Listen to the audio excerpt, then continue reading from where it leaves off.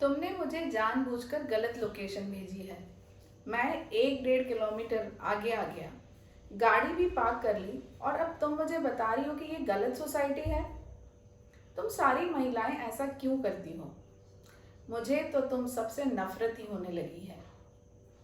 इन 2-3 वाक्यों की असंबंधता कोई नहीं समझ सकता यदि उसके परिप्रेक्ष्य में घटी हुई घटनाओं का विवरण ज्ञात न हो।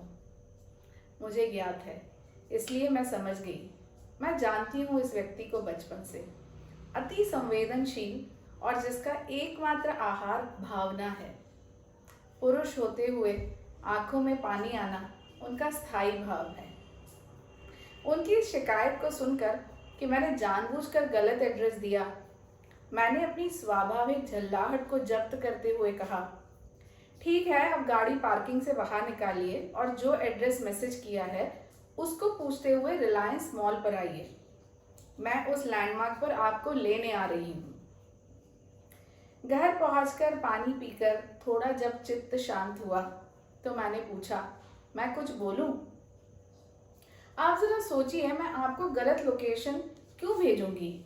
यहाँ बस इस सोफे पर बैठकर करंट लोकेशन सिलेक्ट किया था और आप इस घर में एक बार पहले आ चुके हैं।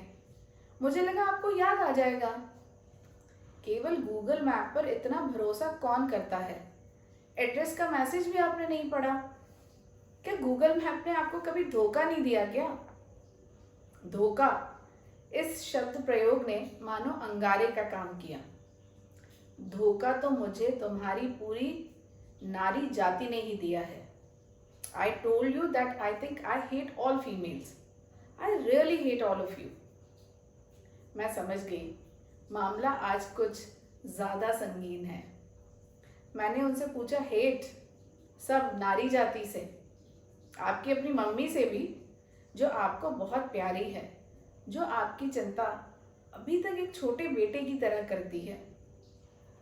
मम्मी का संदर्भ सुनकर उनके चेहरे के भाव बदले और सामने रखे हुए टेबल पर एक काल्पनिक लकीर खींचकर बोले, देखो, यदि इस लकीर के अंतिम सिरे पर नफरत है तो मैं बिल्कुल यहाँ इसके समीप हूँ। कुछ कारण इस नफरत के मुझे पता थे। वो कॉलेज में किसी लड़की से बहुत प्यार करते थे, पर पिताजी ने बहुत बड़े सरकारी अफसर की लड़की से शादी तय कर दी, जो गोरी, सुंदर पर नकचड़ी थी। वो अपने कॉलेज के प्यार से भाग के शादी करने के लिए तैयार थे, पर ऐन वक्त पर लड़की डर गई और वो मंदिर में राह ही देखते रह गए। इस घटना के बाद सब भूलकर पिताजी ने पसंद की हुई लड़की के साथ जीवन की तह तालमेल ईमानदारी से बिठाने का प्रयास करने लगे। उनके काले रंग को लेकर वो पहले से सशंकित थे। जी हाँ, इस रंग भेद वाले समाज में लड़के भी रंग को लेकर प्रताड़ित होते हैं। गोरी सुंदर बीवी ने इस प्रताड़ना को जिंदगी भर जारी रखा। पहले बच्चे के समय वो अनगिनत बार कहती, बस बच्चे का रंग तुम्हारे ऊपर नहीं जाना चाहिए, और हुआ वही, लड़का हुआ उन्हीं के रंग वाला। बहुत सारे पति पत्नी के रिश्ते जिंदगी भर मैं इस रिश्ते में क्यों हूं, इस पछतावे के साथ ही निकल जाते हैं। पर इस पछतावे में बच्चे पैदा होना नहीं रुकता। उन्हें भी दूसरा बच्चा हो गया, पर इस बार गोरी और सुंदर लड़की पैदा हुई। लगा कुछ संबंध सुधरेंगे उनके अपनी बीवी के साथ, पर ऐसा होता नहीं है। मनोविज्ञान में एक थ्योरी है, शादी के बाद पहले 6 महीने 1 साल पति पत्नी के संबंध बची हुई जिंदगी के संबंधों का आईना होते हैं, और काफी अनुसंधान इस विषय पर हुए हैं। खैर, मैंने संवाद आगे बढ़ाते हुए उनसे पूछा, धोखा, नफरत, पूरी नारी जाति से, इतने बड़े और भारी शब्द, आखिर हुआ क्या? इस प्रश्न से उनकी आंखें भीग गई। कुछ नया नहीं हुआ, पर तुम महिलाएं W से जब M बन जाती हो तो M ही क्यों रहती हो? जबकि तुम्हें पता है जिंदगी में ना S काम आएगा ना D काम आएगी, आएगा तो H ही, जैसा अभी तक आया है। ये MWSD ये उनकी रचनात्मकता का छोटा सा उदाहरण है। चलिए मैं इसको डिकोड करती हूँ। तुम महिलाएं W से M यानी वाइफ से मदर बनकर मदर ही क्यों रह जाती हो, वापस वाइफ क्यों नहीं बनती? जबकि तुम्हें पता है कि S या D यानी सन या डॉटर जिंदगी भर तुम्हारे साथ नहीं रहेंगे, आखिर तो हस्बैंड ही काम आएगा। नारी स्वतंत्रता के विचारों के लेप ने मुझे उनकी ये WM की क्रिएटिविटी समझने नहीं दी। मैंने झट से प्रतिक्रिया दी। आपको पता है मदर बनने में हमारी क्या दशा होती है? और यदि आप अपनी बीवी के बढ़े हुए वजन और उसके कारण उसकी सुंदरता में कमी आ गई है ऐसा कह रहे हैं, तो काश मैं आपको समझा पाती कि पीरियड्स, प्रेगनेंसी और मेनोपॉज इसमें हम महिलाओं पर क्या गुजरती है आप पुरुष नहीं समझेंगे।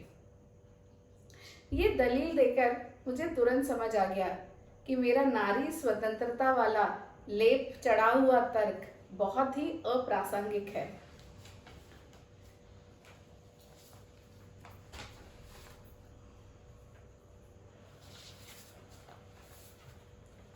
उन्होंने बहुत कातर स्वर में मुझसे सवाल किया, क्या तुम्हें लगता है कि मैं जिसने उम्र भर अपने रंग को लेकर हीन भावना अनुभव की हो, वो क्या अपनी पत्नी के रूप रंग को लेकर या वजन को लेकर ताना मारेगा?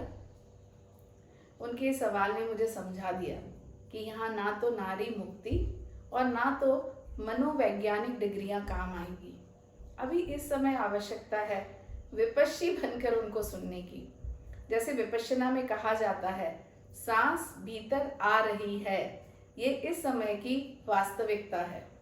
उसी प्रकार सारी नारी जाति से घृणा है, ये इस समय उनकी मनोदशा की वास्तविकता है।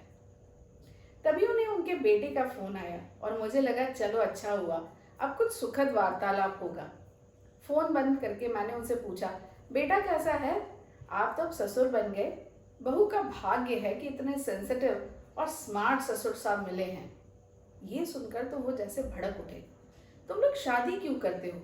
यदि तुम्हें कहीं भी कोई भी समझौता करना ही नहीं है तो रहो ना बिना शादी के। ये सुनकर मेरे दिमाग में उनकी बातों के धीरे धीरे सूत्र जुड़ने लगे थे। बीवी को लेकर उनके गुस्से का कारण मुझे पता था। बहू आने के बाद मेरी उनसे ये पहली मुलाकात थी। क्या हुआ, मैंने पूछा। वो फट पड़े, देखो मैं नारी समानता का समर्थक हूँ, पर समानता का मतलब ये तो नहीं ना कि वाइफ हस्बैंड से कहे कि मैंने एक बच्चा पैदा किया, अब दूसरा तुम करो। तुम्हें पता है कि मेरे बेटे ने अपनी पसंद की लड़की से शादी की है। लड़की का परिवार हमारे परिवार से बिल्कुल अलग है, आदतें, रीति रिवाज, पर बच्चों की खुशी और आखिर ये उन दोनों का रिश्ता है, ये सोच के हमने सहमति दी।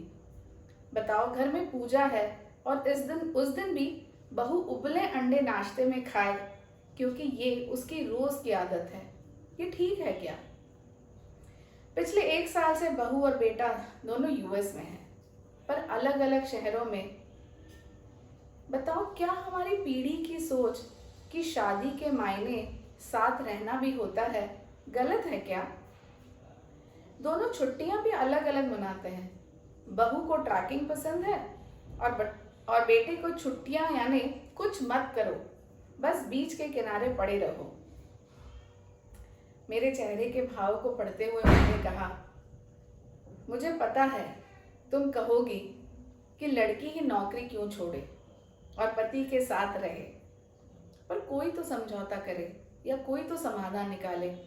बस रह रहे हैं दोनों 1 साल से अलग अलग, married but nothing like marriage in between 2 of them. बताओ भला ऐसी शादियां कैसे चलेंगी? उनका ये प्रश्न मेरे लिए नया नहीं था। कपल काउंसलिंग या एज ए स्पीकर जब मैं इस विषय पर अपने विचार रखती हूँ तो यहीं से शुरुआत करती हूँ। शादी नामक संस्था बदल रही है। शादी का अर्थ इस पीढ़ी के लिए पुरानी पीढ़ी से भिन्न है। पहले शादियां सोशल स्टेटस, फाइनेंशियल सिक्योरिटी के लिए होती थी, जैसे डॉक्टर की बीवी डॉक्टरनी, कलेक्टर की बीवी कलेक्टरनी। अब लड़कियों की पढ़ाई के कारण वो स्वयं इन सब ओहदों पर पहुंचने की काबिलियत रखती हैं। आर्थिक स्वतंत्रता की बात करें तो लड़कियों का पैकेज लड़के के बराबर या 19-20 ही कम होता है। आखिर लड़कियों ने भी उतनी ही मेहनत की है जितनी लड़कों ने की है, और इसीलिए उस करियर को इतने आसानी से छोड़ना उनके लिए मुश्किल होता है। मैं इस बात से भी सहमत हूँ कि शादी के बाजार में कभी कभी कुछ लड़कियाँ उल जलूल मोल भाव करती हैं। जिस लड़के से मैं शादी करूँगी उसका खुद का घर होना चाहिए, पर होम लोन चुकाने की जिम्मेदारी लड़के की होगी। माता पिता साथ में रहेंगे या अलग, इसका निर्णय पहले ही हो जाए तो ठीक है। कुल मिलाकर लड़का वेल सेटल्ड होना चाहिए, पर उम्र का अंतर 1-2 साल ही होना चाहिए। कैसे होगा ये सब? इतनी जल्दी लड़का सब करके वेल सेटल्ड हो जाए, ये कैसे संभव है? मेरी ये बातें सुनकर वो थोड़ा आश्वस्त लगे। बोले, बीवी और बेटे के हालचाल पूछ लिए, बेटी का हालचाल नहीं पूछोगी? उनके स्वर में गुस्सा नहीं था, मायूसी थी। मैंने भी उत्साह से पूछा, अरे हाँ, वो कैसी है? वो तो एमएस करने बाहर जाने वाली थी ना। खिड़की के बाहर अनंत में अपनी आंखें बड़ी करते हुए उन्होंने कहा, वो तो मेरी अपनी बेटी है, और मैं और मेरी पत्नी उसके माता पिता।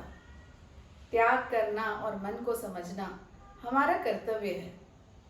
तुम जानती हो कि मैं नौकरी के कारण पिछले 20 सालों से एक छोटे से टाउनशिप में रह रहा हूँ और परिवार दिल्ली में। यह निर्णय इसीलिए लिया कि बच्चों को अच्छा स्कूल कॉलेज मिले, आगे बढ़ने के अवसर मिले। पर शायद इन सब में बच्चे इतने आगे बढ़ जाते हैं कि हम कहीं पीछे छूट जाते हैं। इतने सालों से मैं घर से दूर रहकर नौकरी कर रहा हूँ, खाना बनाता हूँ, घर संभालता हूँ, हर महीने अपनी आधी सैलरी शराफत से ट्रांसफ़र भी कर रहा हूँ। सोचा था कि बेटी एमएस के लिए यूएस जाएगी और बीवी एम से डब्ल्यू वाले रोल में आएगी, पर बेटी अपनी सहूलियत से बड़ी और छोटी होती है।